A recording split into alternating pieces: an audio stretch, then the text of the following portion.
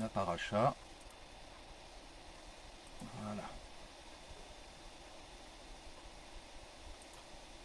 Le temps. Voilà. Donc vous avez la paracha Béar sur la montagne et Berukotai selon les décrets de l'Éternel. Nous allons évoquer le Lévitique 25 à 27, le prophète Jérémie 16 à 17 ainsi que le 32, l'évangile de Marc au chapitre 3, ainsi que l'évangile de Jean au chapitre 14, versets 15 à 21. La paracha Béar Berukotai est une double section de la Torah, dernier livre de Lévitique, donc des chapitres 25 à 27. Elle est lue conjointement dans les années non embolismiques, c'est-à-dire celles les années de 12 mois du calendrier hébraïque, et séparément les années où il y a 13 mois, donc les années embolismiques. On va parler de la loi sur le repos de la terre et le jubilé. Béar sur la montagne commence par la transmission des lois de la Shemitah. La Shemitah, c'est l'année sabbatique, et du Yovel en hébreu, qui s'appelle donc le jubilé. Tous les 7 ans, la terre d'Israël doit se reposer, comme Dieu s'est reposé aussi de ses œuvres. Et donc la terre doit se reposer aussi. Toute l'exploitation agricole est suspendue. Les produits sauvages sont accessibles à tous. Et tous les 50 ans, donc lors de l'année du jubilé, les terres reviennent à leurs propriétaires initiaux, les esclaves hébreux sont libérés et l'égalité économique est restaurée. Ainsi l'Éternel dit à travers le Lévitique 25 au verset 10, « Vous proclamerez la liberté dans tout le pays pour tous ses habitants. » C'est donc bien une directive divine qu'il faut mettre en application. Ça l'est bien entendu un peu moins actuellement dans les temps actuels, mais à l'époque de la Torah, c'est ce que l'Éternel réclamait au peuple, de faire reposer la terre tous les 7 ans et de donner carrément aussi la libération des esclaves et redonner les terrains à ceux qui étaient propriétaires des terrains au bout de ça, la 50e année. Bénédiction et malédiction, Berukotai, selon les décrets de l'Éternel, donc selon mes décrets, dit l'Éternel, présente les conséquences spirituelles de l'obéissance ou de la désobéissance au commandement divin. Si le peuple suit les lois de Dieu, il bénéficiera de la paix, de la prospérité et de la présence divine. En cas de désobéissance, une série de malédictions est énoncée, incluant famine, guerre, exil et dispersion. Et aujourd'hui, en Yeshua, c'est toujours la même chose. Si nous suivons les commandements de Dieu, si nous obéissons à Dieu comme Yeshua a obéi au Père, eh bien, il en est de même. Nous serons bénis. Si nous désobéissons, eh bien, nous serons malheureusement maudits. C'est ce que la parole nous dit, ce n'est pas moi, bien entendu. Ensuite, après, les éléments souvent lus à voix basse dans les synagogues en raison de leur douloureuse actualité historique. Le peuple juif a l'habitude, et je le sais en connaissance de cause parce que j'ai pu le vivre quand j'étais juif traditionnel, beaucoup de rabbins lisent ces malédictions à voix basse à cause de la superstition de ces paroles. Bien entendu, nous savons en Yeshua que la superstition n'a pas lieu d'être, parce que par rapport à l'Éternel, la superstition n'est pas biblique. Malgré cela, le texte conclut par une promesse d'espérance. Dieu n'annulera jamais son alliance avec Israël et ramènera son peuple dans sa terre. C'est dire ô combien, malgré la désobéissance, Dieu ne laisse pas la fin du jugement être prononcée. Il prévoit, il prophétise à travers donc le prophète que nous verrons plus tard, il prophétise une espérance et un rétablissement à travers l'alliance qu'il a fait avec Abraham, Isaac et Jacob. Approfondissement de la paracha, lien entre le Sinaï et la Shemitah. La paracha commence par Béar Sinaï, sur la montagne de Sinaï, ce qui soulève une question classique. Si toute la Torah a été donnée au mont Sinaï, pourquoi mentionner spécifiquement ce lieu pour la loi de la Shemitah, l'année sabbatique? Le Talmud et les commentateurs expliquent que cela enseigne que, tout comme la Shemitah a été donnée avec tous ses détails au Sinaï, toutes les lois de la Torah le furent également. Cela renforce l'idée d'une transmission intégrale et divine de la Torah dans son ensemble. Et c'est ce qu'ont fait pendant des siècles et des siècles les rabbins de l'époque, tout du moins ceux du Talmud, qui ont transmis la Torah à travers les générations de génération en génération. La puissance de l'habitude spirituelle. Un enseignement profond tiré de Berukotai concerne la phrase « Si vous marchez selon mes décrets » au Lévitique 26.3, le mot « marcher » évoque un mouvement continu, pas un effort ponctuel. Le Midrash, cité par un des rabbins, tout le monde ne le connaît pas, mais en tout cas dans le commentaire, c'est cité par le rabbin Weinreb, explique cela par la métaphore des pieds de David. Quand il projetait d'aller ailleurs, ses pieds le ramenaient naturellement à la maison de l'étude. Cela illustre la force de l'habitude spirituelle. Ergel, le mot lié à regel, pied, objectif est de rendre l'accomplissement des commandements aussi naturel que la marche. Quand vous marchez, n'importe quand, vous allez à n'importe quel endroit, vous marchez naturellement, vous mettez un pied devant l'autre. L'obéissance de la Torah est faite sous ce même mouvement. Puisque vous arrivez à marcher et à respirer, suivez les commandements de la loi de la même manière. C'est dire ô combien c'est quelque chose qui doit être régulier. Est-ce que vous vous arrêtez de marcher? Est-ce que vous vous arrêtez de respirer? Non. Donc il n'y a aucune possibilité que la Torah soit mise de côté pour traverser le monde, enfin faire les choses dans le monde. Dieu nous demande de persévérer dans la connaissance de la parole et dans l'étude de la parole. À travers le jubilé et la justice sociale, le Yovel, jubilé, année de liberté, va au-delà de la Shemitah, c'est-à-dire que ce n'est pas tous les 7 ans, mais là, cette fois-ci, c'est quasiment 7 x 7, 49. Donc, l'année qui suit est une année de jubilé parce que ça fait traverser la libération des esclaves, le retour des terres à leur famille d'origine et la proclamation de la liberté. J'appellerais ça tout simplement parlant une grâce de la part de l'Éternel. Vous voyez à quel point en Yeshua nous avons cette grâce aujourd'hui qui est complète et qui n'a plus besoin d'être faite tous les 50 ans, parce qu'à travers le sacrifice de Yeshua, c'est un jubilé qui est complet et éternel. Mais il n'en reste pas moins que dans l'ancienne alliance, c'est un jubilé qui avait lieu tous les 50 ans. Donc le Yovel symbolise la transcendance des limites humaines, parce que ce n'est pas voulu par l'humain, c'est Dieu qui l'ordonne. Le chassidisme, donc le côté religieux, enseigne que la Shemitah représente l'effacement de soi, le bitoul en hébreu, tandis que le Yovel incarne la liberté absolue, un avant-goût de l'ère messianique, puisque nous sommes libérés du péché. Aujourd'hui, la Shemitah est observée, mais le Yovel ne l'est plus, faute de présence universelle de toutes les tribus d'Israël en Terre Sainte.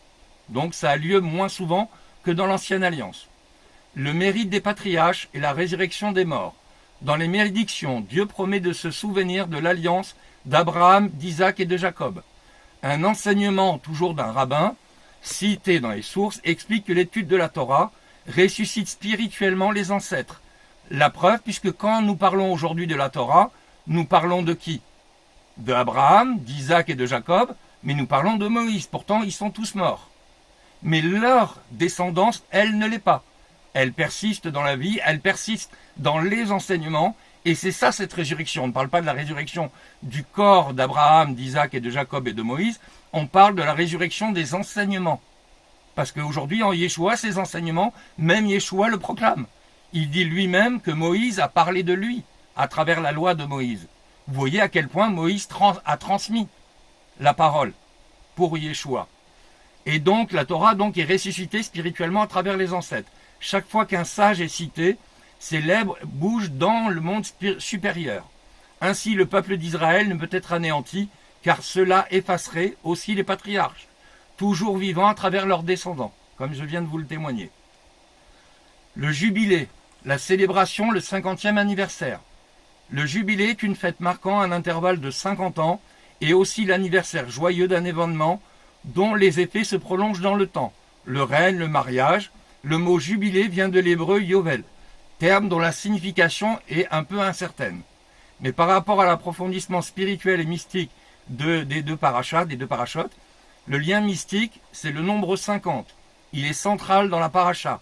Pourquoi? Parce que nous voyons que malgré tout ça, à l'époque des 7 cycles des 7 ans, 49 ans, on rajoute une année et c'est là que nous faisons preuve du jubilé. Aujourd'hui, en Yeshua, nous avons la même chose. Car pourquoi? Qu'est-ce que le décompte du Homer? Le décompte, c'est 49 jours, et comme l'a dit Michel, il a dit qu'il partait des Abikurim et qu'il allait jusqu'à Shavuot. Nous décomptons 49 jours. Et c'est le 50e où Yeshua, dans sa promesse, donne le Saint-Esprit qui nous libère totalement et qui nous donne un lien direct avec Yeshua. Même si Yeshua n'est plus présent sur terre, par l'Esprit et par la Ruach HaKodesh qu'il nous envoie, il est encore présent parmi nous. Et il nous délivre totalement. C'est-à-dire que ce jubilé qui est censé avoir lieu tous les 50 ans, avec Yeshua, il l'est tout le temps. Parce que sa promesse n'est pas présente juste tous les 50 ans. Elle est présente aujourd'hui dans nos vies et nous en témoignons à travers le temple que nous avons au fond de notre cœur et au fond de notre esprit. Nous témoignons véritablement que Yeshua est présent selon sa promesse tout le temps. Il l'a dit lui-même, je serai présent avec vous jusqu'à la fin des temps, pas tous les 50 ans. Et donc, sa 50e année dépasse la compréhension humaine. Et c'est pour ça que c'est spirituel. Le jubilé et le décompte du Homer, donc là 50 jours dans le commentaire, parce que les rabbinim le font de Pessah à Shavuot, mais bibliquement parlant, comme je l'ai dit tout à l'heure, Michel l'a bien cité que ça parle des Abikurim, c'est-à-dire de la résurrection des prémices, et ça va jusqu'à Shavuot. Partage cette structure, libération physique de l'Égypte, mais en Yeshua c'est la libération du péché, donc la libération spirituelle, 49 jours de travail intérieur, et le 5e jour, c'est la révélation de la Torah dans l'Ancienne Alliance, mais le jubilé de Yeshua, c'est le 50e jour, le don du Saint-Esprit, qui lui libère totalement et nous rend une relation intime avec l'Éternel, un avant-goût de la rédemption finale. Et c'est ça qu'aujourd'hui Yeshua veut nous témoigner à travers ce jubilé éternel. Parce qu'aujourd'hui en Yeshua, nous avons cette rédemption assurée. Aujourd'hui, quelqu'un qui croit en Yeshua et qui n'abandonne pas la foi, eh bien automatiquement parlant, il a l'assurance que sa rédemption est éternelle. Nous le savons à travers la parole nous le dit. Faute qui entraîne la faute. Le Talmud et Rashi expliquent que le refus d'étudier la Torah, Amal à Torah, ouvre une pente glissante, une négligence, le mépris des pratiquants, la haine des sages, l'empêchement d'observer la Torah, le reniement de l'origine divine des commandements amène à une rupture de l'alliance. Parce que cette alliance, elle est donnée avec Abraham, Isaac et Jacob, mais également avec Moïse, qui a donné la Torah au 50e jour. Et donc montre que l'apostasie ne survient pas soudainement, mais par des étapes progressives du désengagement spirituel. Quand nous abandonnons l'obéissance au commandement, nous abandonnons la Torah, et par la même occasion, nous abandonnons la sanctification. Alors nous avons la foi, oui, mais sans la sanctification, à quoi nous sert-il d'avoir la foi? Puisqu'il faut nous sanctifier. La foi elle-même, c'est pas qu'elle ne suffit pas, mais il nous faut la sanctification pour obéir à Dieu et plaire à Dieu, pas pour être sauvé, bien entendu. Ce processus montre que l'apostasie donc ne survient pas soudainement, mais par étapes progressives. Ensuite, l'argent et la sainteté. La paracha interdit le prêt à intérêt, non seulement comme justice sociale, mais comme sanctification de l'argent. L'enseignement du Rav Pinto, qui est très connu, souligne que l'argent est un dépôt divin. Prêter sans intérêt rappelle que nous ne sommes que gardiens et non propriétaires de ce que nous possédons. Pourquoi? Parce que quand nous partons de la terre, nos possessions sur terre, elles ne viennent pas avec nous dans le ciel. Elles ne viennent pas avec nous dans le tombeau. Nous ne sommes plus propriétaires. Oui, ça appartient aux générations suivantes, mais en attendant, nous ne sommes pas propriétaires malgré tout. Même le remboursement des prêts égyptiens sans intérêt illustre ce principe. Notre richesse est un prêt de l'Éternel, dans ce monde en tout cas. Ensuite, à travers le prophète Jérémie, ces versets révèlent la foi inébranlable du prophète Jérémie dans la souveraineté universelle de l'Éternel, même au milieu du rejet. Jérémie 16,19 fait la confession prophétique d'une portée cosmique, en déclarant « L'Éternel est ma force, l'Éternel est ma citadelle, l'Éternel est mon refuge au jour de la détresse. » Jérémie proclame et affirme que Dieu est la seule source du salut et de la sécurité. Son affirmation que les nations viendront de tous les bouts de la terre pour reconnaître l'inanité des idoles est une prophétie de l'ouverture du salut aux gentils. Donc une perspective d'espérance universelle et messianique au cœur du jugement. Jérémie 17,14 est une prière de détresse personnelle face aux moqueries de ses ennemis qui doutent de la véracité de sa prophétie. Jérémie se tourne vers Dieu et crie à Dieu pour être guéri et sauvé. Il reconnut que son salut ne vient que de l'Éternel. C'est ce que nous devrions faire comme lui. Ensuite, qu'il est la source de toute la louange, même dans la souffrance. Mes frères et sœurs, nous vivons des moments de souffrance actuellement. Notre seule façon d'être établi, c'est de prier l'Éternel, de le louer et de l'adorer, parce que c'est lui seul qui est capable de nous sortir et de nous protéger de cette souffrance. Ensuite, à travers Jérémie 32, ce passage est un acte de foi prophétique, profondément symbolique, au cœur de la crise. L'acte absurde de foi au verset 6 à 15 Sur l'ordre de Dieu, Jérémie achète un champ à Ananoth, alors que la ville est assiégée sur le point de tomber aux mains des Babyloniens. Cet acte, qui est accompli avec toutes les formalités juridiques, contrat scellé, témoin, argent comptant, est un paradoxe absolu. Il symbolise la confiance absolue du prophète en la promesse divine d'un retour et d'une restauration future, même lorsque la destruction est imminente. C'est un témoignage public que le jugement n'aura pas le dernier mot. Et nous le voyons à travers le sacrifice de Yeshua. Le monde était condamné, éternellement parlant, à cause du péché. Dieu n'a pas laissé cette hypothèse vivre éternellement. Il a donné son Fils à la croix pour que le jugement n'ait plus lieu. C'est dire ô combien la grâce de Dieu est encore symbolisée à travers le prophète. La prière de Jérémie, c'est un modèle de théologie biblique au verset 16 à 25. Jérémie commence par reconnaître la puissance souveraine de Dieu, ce que nous devons faire.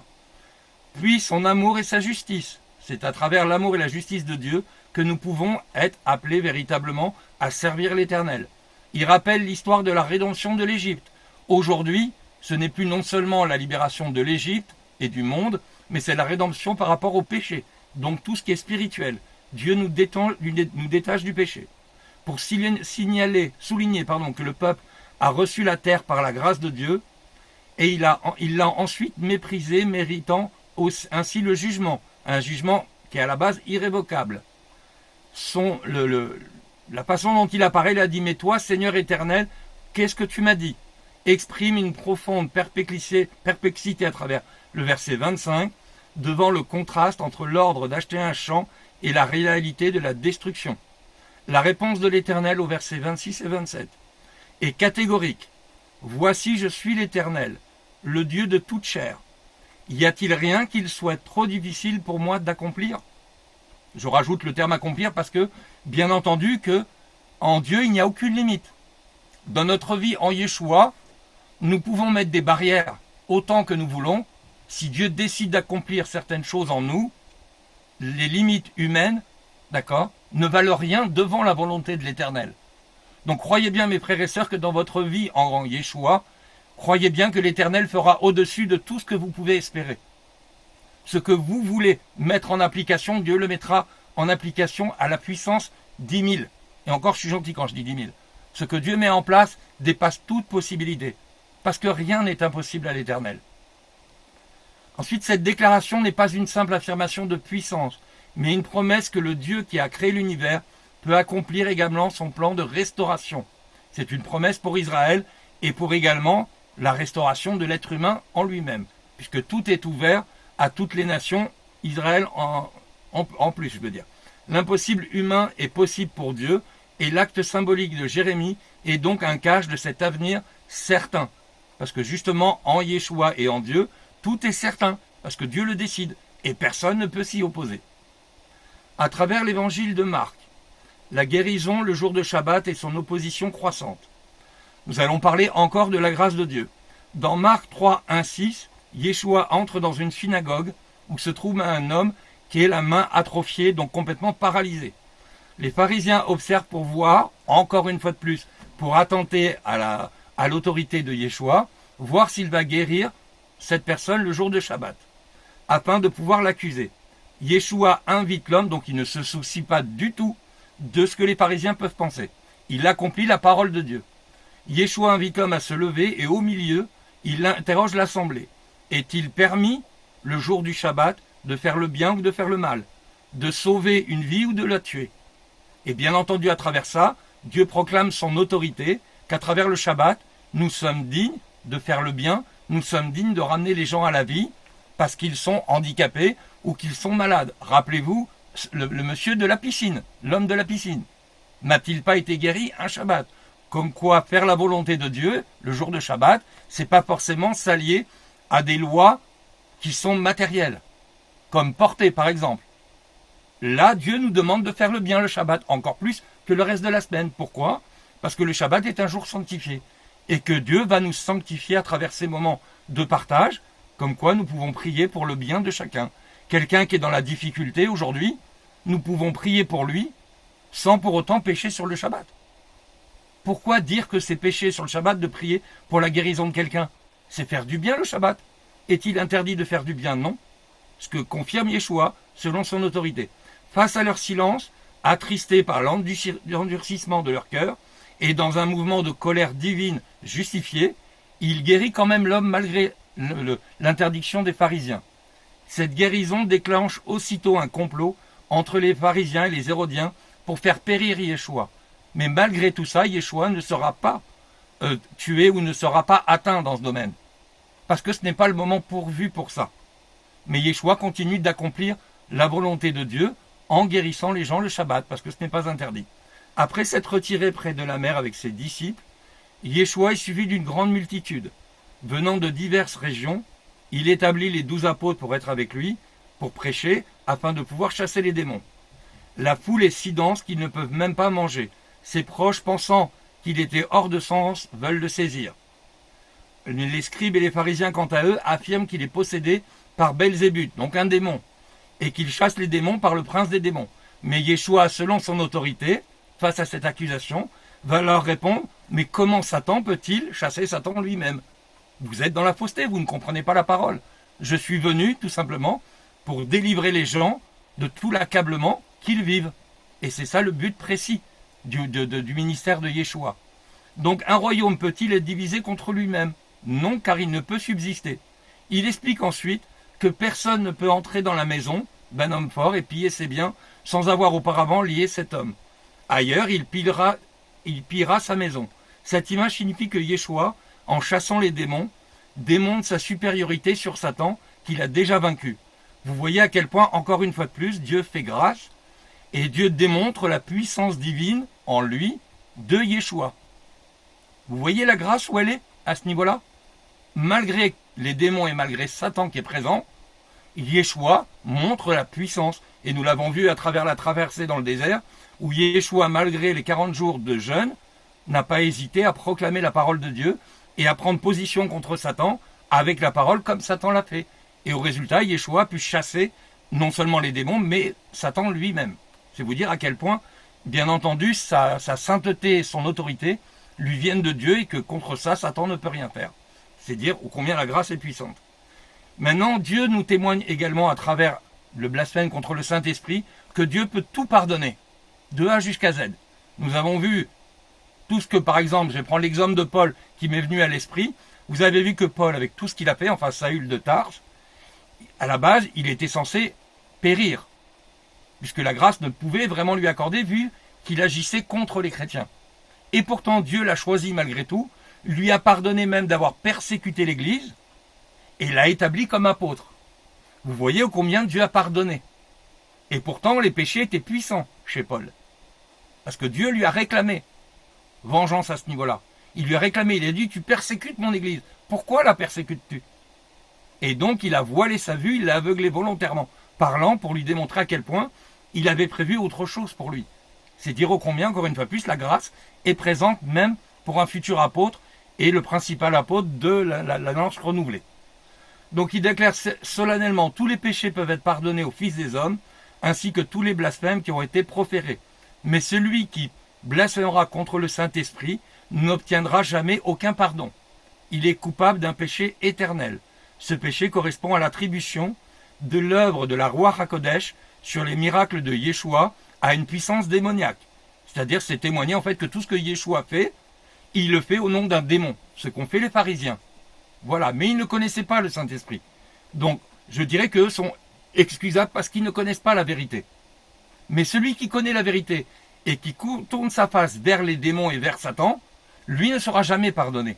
Mais nous savons qu'en Yeshua, il y a peu de chances que cela arrive, puisque nous sommes en Yeshua. Donc, on peut perdre la foi, on peut de temps en temps avoir des baisses de foi, mais de là à renier la foi, c'est quelque chose que peu de gens arrivent à faire parce que Yeshua vient les rechercher, vient à leur rétablissement pour les rétablir devant son trône de grâce. À travers Jean 14, 15, ce passage fait partie du discours d'adieu de Yeshua à ses disciples avant sa passion. Il exprime les promesses fondamentales pour la vie en lui, l'amour, l'observation des commandements et l'envoi de la Ruach HaKodesh. L'amour comme fondement, à travers le verset 15 à 21. Yeshua établit un lien direct entre l'amour et l'obéissance. Si vous m'aimez, gardez les commandements, verset 15.